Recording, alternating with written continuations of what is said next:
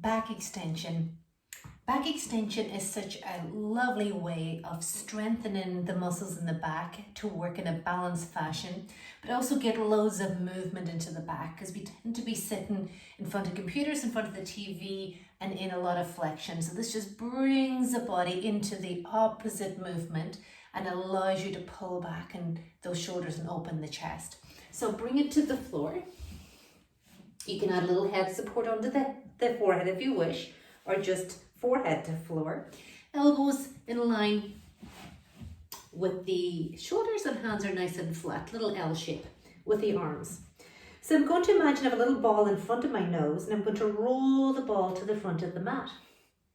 As I look to the front of the mat, I'm noticing that I'm not wrinkling the back of my neck.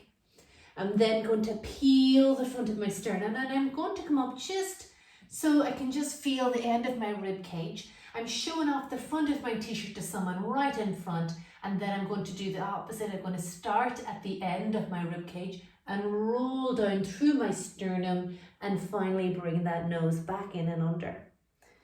Make sure and breathe. So maybe an inhale as you roll forward, exhale to lift. Feel the shoulders sliding down your back.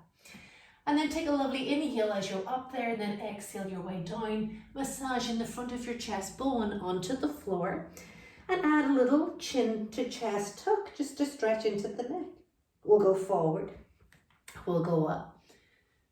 Open up the chest, shoulders sliding down. And if you can imagine your ribs in front fanning open.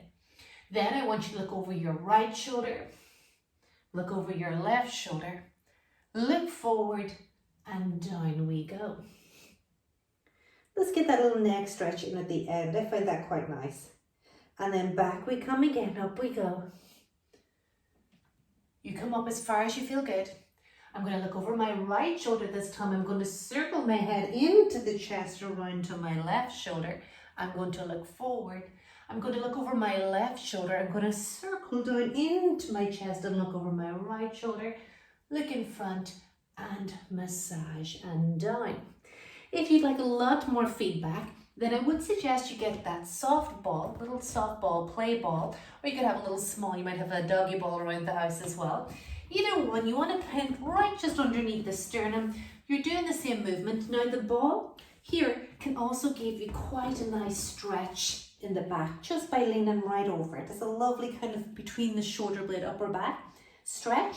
And then as you go into the same movement, you're going to use the front of the chest to push the ball forward, bringing you into a little more extension in the upper back than you might have thought you had. And then you pull the ball back in and under, and you give yourself a little stretch. That can be done. Obviously, you wouldn't get as much stretch with the smaller ball. This is just a little weight ball that I use in class, but it gives me that same sense of sensory feedback that I'm kind of pushing my sternum and I'm moving from my spine, my rib cage, which is attached to the spine, and then I'm going to pull the ball back in and under again, so I get all of that delicious movement through the back of my body. And then a nice stretch is maybe get into a child pose, bringing the legs in and just coming down, sitting the sit bones into the ankles and just taking a few deep breaths there.